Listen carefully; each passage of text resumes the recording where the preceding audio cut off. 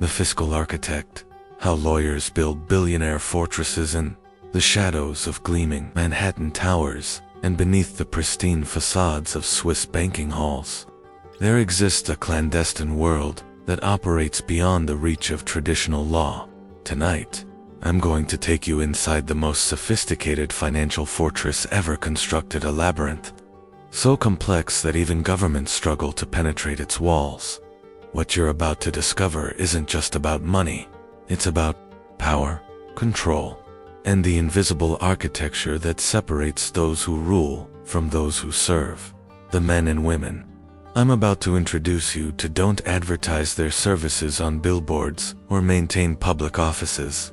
They are the fiscal architects, elite lawyers who have mastered the art of making wealth disappear while keeping it completely legal.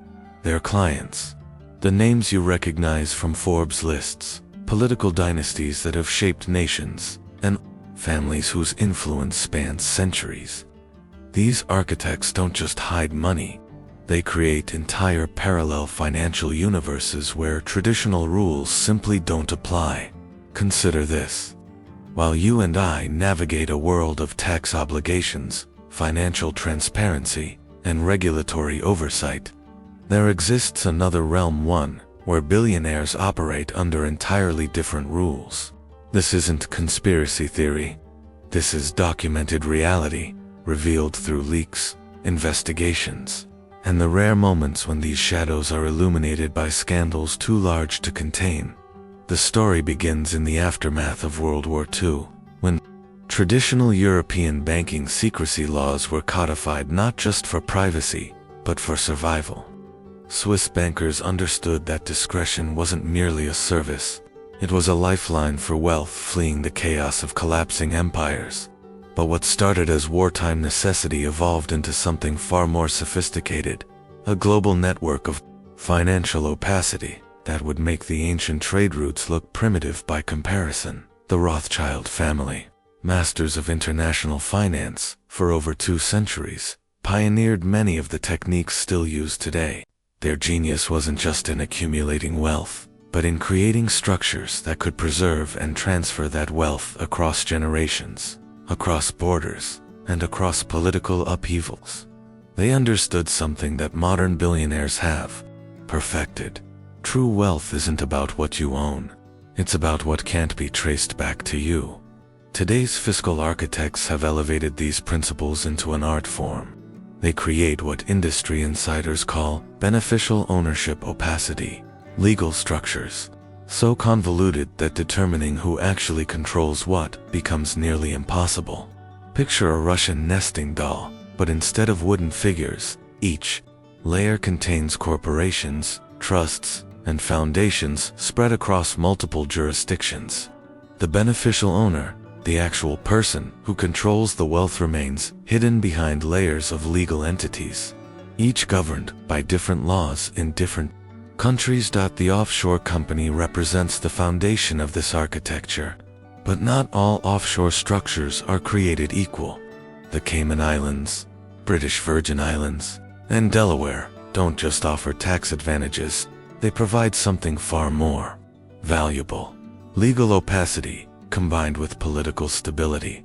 A shell company incorporated in the Cayman Islands can own assets worldwide while revealing virtually nothing about its true ownership structure. The documentation required, minimal. The ongoing reporting obligations, nearly none. The ability to trace beneficial ownership, practically zero. But sophisticated wealth doesn't stop at simple shell companies. The truly elite structures involve what practitioners call trust and foundation layering. A discretionary trust established in the Cook Islands, for instance, operates under legal principles that make it nearly impossible for creditors, ex-spouses, or government agencies to penetrate. The settler, the person who establishes the trust legally, gives up control of the assets. But through carefully crafted trust deeds and the selection of compliant trustees, maintains practical control over the wealth. These trusts often hold shares in holding companies, which in turn own operational businesses, real estate, and investment portfolios. The beneficial owner becomes a ghost in their own financial empire, present everywhere and nowhere simultaneously. Court orders from one jurisdiction can't easily reach assets held in trust structures governed by laws in entirely different legal systems. The Swiss banking system, despite reforms following international pressure, remains a cornerstone of global wealth opacity. But today's Swiss private banking bears little resemblance to the stereotypical numbered accounts of popular imagination. Modern Swiss wealth management involves sophisticated custody arrangements, where assets are held not directly by the banks, but through intricate webs of corporate entities and fiduciary structures. A billionaire's wealth might be held through a Liechtenstein foundation that owns shares in a Swiss holding company, which maintains custody accounts at multiple Swiss private banks. The paper trail becomes so complex that even sophisticated financial investigators struggle to map the true ownership structure. Swiss private bankers have perfected the art of compartmentalization. Each piece of the puzzle exists in isolation, making it nearly impossible to assemble the complete picture. Primero CTA, 30%, if what I'm revealing resonates with you. If you're beginning to understand that there are two completely different financial realities operating simultaneously in our world, then you need to share this knowledge. Hit that like button, not because you enjoyed a video, but because you've just been initiated into understanding how the real world actually works. Share this with someone who still believes that everyone plays by the same rules. They deserve to know what you now know. The revelation of the Panama Papers in 2016 provided the general public with its first comprehensive glimpse into this shadow financial system. But what most people missed was the sophistication of the structures revealed. These weren't crude tax evasion schemes, they were masterpieces of legal engineering that had operated in plain sight for decades. The law firm Mossack Fonseca wasn't creating illegal structures. They were creating perfectly legal ones that happened to make wealth invisible to traditional oversight. The documents revealed something that insiders had known for years. The offshore world isn't populated by stereotypical tax evaders hiding money in mattresses. It's dominated by the world's most prominent families, political leaders, and multinational corporations using structures that had been blessed by the world's most prestigious law firms and accounting houses. The Panama Papers didn't expose criminals, they exposed a parallel legal system that operates beyond conventional jurisdiction. Consider the case studies revealed in these leaks.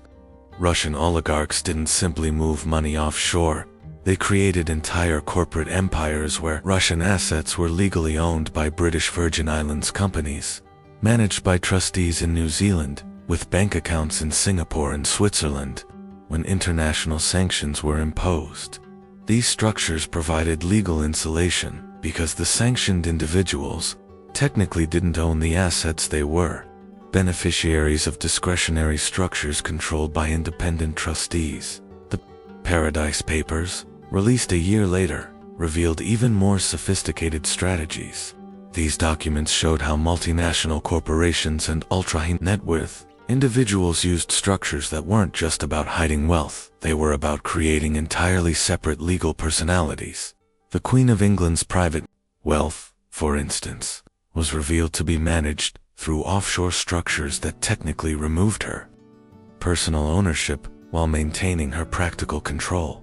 But perhaps most revealing were the documents, showing how these structures interact with democratic institutions. Political leaders worldwide maintain wealth through structures that technically comply with disclosure requirements while revealing nothing meaningful about their actual financial interests. They can honestly declare that they own no foreign assets while benefiting from discretionary structures that hold billions in their favor. Family offices represent the evolution of this financial architecture into something approaching sovereign territory. These aren't merely wealth management firms, they are private institutions that operate like miniature governments, complete with their own legal departments, intelligence gathering capabilities, and diplomatic networks. The largest family offices manage more assets than many nation-states, and they operate with a level of opacity that would make government agencies envious. The Rockefeller Family Office, established in the early 20th century, pioneered the model that modern billionaires have perfected. But today's family offices are far more sophisticated than their historical predecessors. They don't just manage wealth, they create and maintain the legal infrastructure that makes traditional oversight impossible. Modern family offices employ teams of lawyers, accountants, and financial engineers whose sole purpose is to create and maintain beneficial ownership opacity. These institutions often establish their own banks, insurance companies, and investment vehicles. They create private trust companies that exist solely to serve as trustees for the family's structures. They establish foundations and charitable entities that serve dual purposes, providing legitimate philanthropic cover while creating additional layers of legal complexity that make beneficial ownership determination nearly impossible. The geographic distribution of these structures reflects a sophisticated understanding of international law and jurisdictional arbitrage. Assets might be held through a trust established in South Dakota, which has become the Switzerland of the American Midwest, due to its trust-friendly laws, with the trust owning shares in a Delaware corporation that holds interests in investment vehicles domiciled in Luxembourg, managed by a family office in Singapore, with underlying assets held in custody in Switzerland. Segundo sitea, 60%. You're now seeing behind a curtain that most people never know exists. If you want to continue receiving these revelations, if you want to join the ranks of those who understand how power really operates in our world, then subscribe to this channel and hit that notification bell. Consider yourself invited into an exclusive circle of individuals who refuse to accept the sanitized version of reality presented to the masses. This is your initiation into real knowledge. The integration of cryptocurrency and blockchain technology has added entirely new dimensions to wealth opacity, while Bitcoin and other public blockchains create permanent transaction records. The development of privacy coins, mixing services, and decentralized finance protocols has created opportunities for financial privacy that exceed even traditional offshore structures in their sophistication. Modern fiscal architects now incorporate cryptocurrency strategies that would have been impossible just a decade ago. Privacy coins like Monero and Zcash provide transaction privacy that rivals Swiss banking secrecy. Decentralized exchanges allow for asset conversion without traditional know-your-customer requirements. Smart contracts can create automated wealth management systems that operate without traditional institutional oversight. But the real innovation lies in the combination of traditional offshore structures with blockchain technology. A discretionary trust established in a privacy-friendly jurisdiction can hold cryptocurrency wallets whose transactions are obscured through privacy protocols.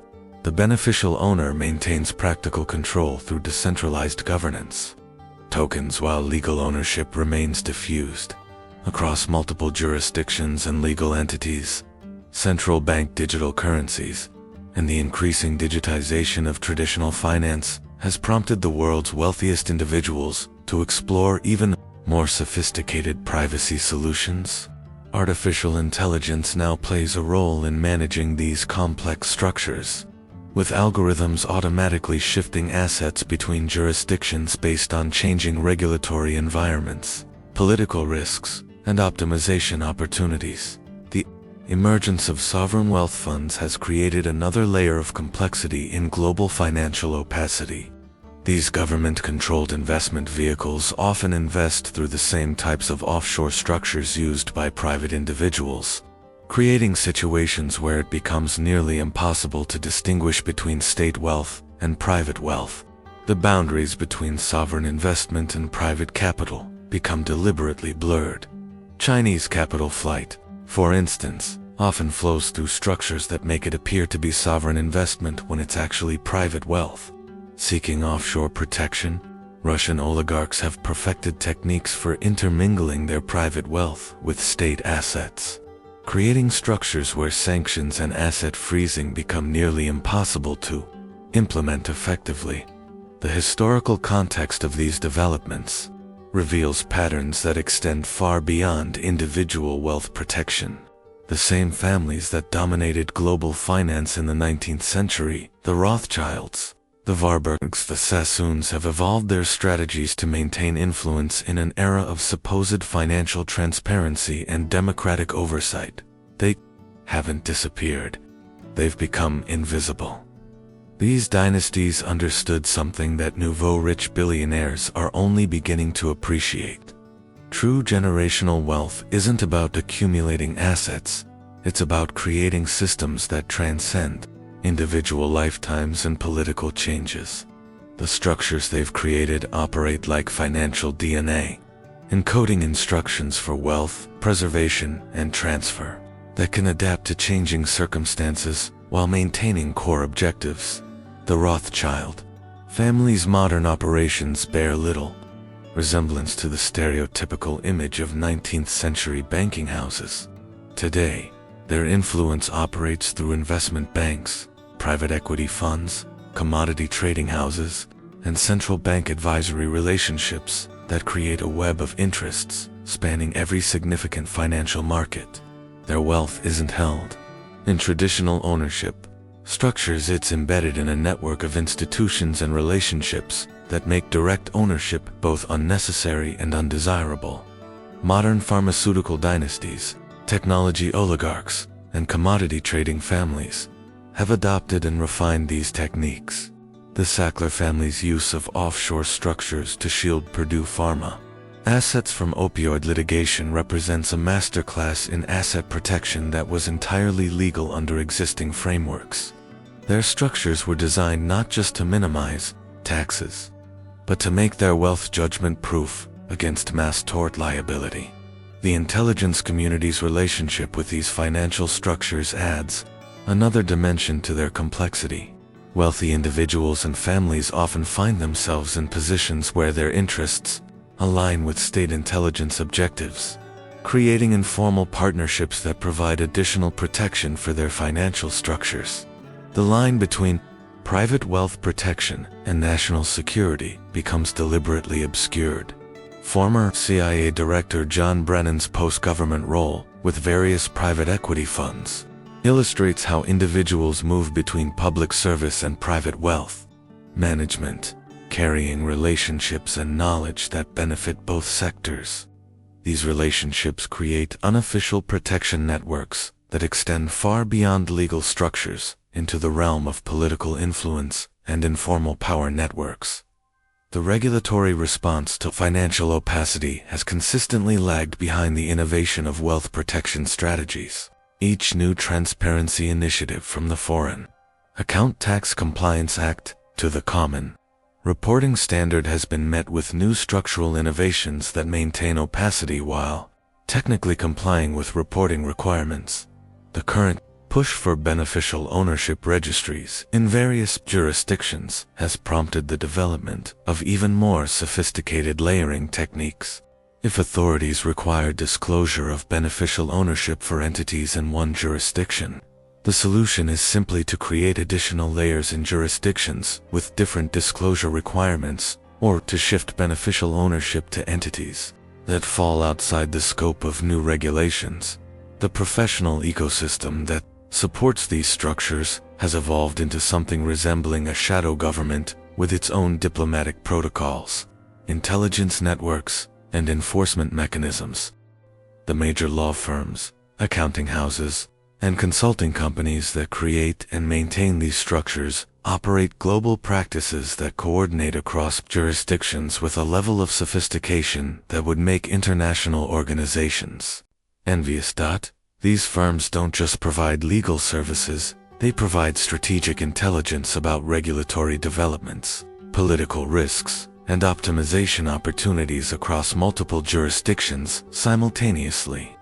They maintain relationships with government officials, regulatory bodies, and law enforcement agencies that provide early warning systems for their clients. Structures. Terceiro 7A, menos 90%. If you've made it this far, you now possess knowledge that most people will never encounter. You understand that there are two different versions of reality, one for those who accept the system as presented, and another for those who see how it actually operates. Comment below with the word invisible if you're ready to acknowledge what you've learned tonight, and share this with someone who still believes that everyone plays by the same rules. They deserve to know what you now know about the world we actually live in. The philosophical implications of these revelations extend far beyond individual wealth protection strategies. What we're witnessing is the emergence of a post-democratic financial order where traditional concepts of sovereignty, taxation, and democratic oversight have become increasingly irrelevant for those with sufficient resources to access these parallel systems. The social contract that underlies democratic societies assumes that everyone operates under the same basic legal and financial framework. Citizens pay taxes, corporations report earnings, and governments regulate economic activity within their borders. But the structures I've described tonight create a separate reality where these assumptions simply don't apply. This isn't merely about tax avoidance or regulatory arbitrage, it's about the creation of a separate legal and financial reality that operates alongside, but independent from, the traditional system that governs everyone else. The wealthy don't just have more money. They have access to entirely different legal and financial systems that provide levels of privacy, flexibility, and protection that are simply unavailable to ordinary citizens. The implications for democratic governance are profound. How can democratic institutions exercise meaningful oversight over wealth and power that exists primarily in legal structures designed to be opaque to traditional regulatory authority? How can tax systems function when the largest sources of wealth operate through structures specifically designed to minimize tax obligations while remaining technically compliant with existing laws? These questions become even more complex when we consider that the same individuals and families who benefit from these structures often play significant roles in shaping the political and regulatory environment in which they operate. Through lobbying, campaign contributions, charitable giving, and informal influence networks, they help create the very legal frameworks that enable their financial opacity. The result is a system that becomes increasingly self-reinforcing. Those with access to sophisticated wealth protection structures accumulate additional advantages over time, while those operating within traditional financial frameworks face increasing obligations and oversight. The gap between these two realities continues to widen with each new regulatory initiative that affects traditional financial activity while leaving offshore structures largely untouched. Perhaps most troubling is the realization that this system operates with broad institutional support from the world's most respected financial and legal professionals. These aren't rogue operators working at the margins of the law. These are the world's most prestigious firms providing services to the world's wealthiest individuals and most powerful institutions. The system I've described tonight isn't a bug in the global financial order, it's a feature. The normalization of beneficial ownership, opacity, as a standard service offering from mainstream financial institutions reveals something profound about the nature of power in contemporary society. When major banks, law firms, and accounting houses advertise their ability to create privacy solutions and wealth protection structures, they're openly marketing access to parallel legal and financial systems that operate beyond traditional oversight. This brings us to the ultimate question. What does this mean for the rest of us? What does it mean to live in a world where there are two completely different sets of rules, for those with access to sophisticated legal structures, and another for everyone else? What does it mean for democracy, for justice, for the social contracts that supposedly bind our societies together? The answer, I believe, lies not in moral outrage or calls for reform, both of which have proven remarkably ineffective against systems this sophisticated, but in recognition and understanding.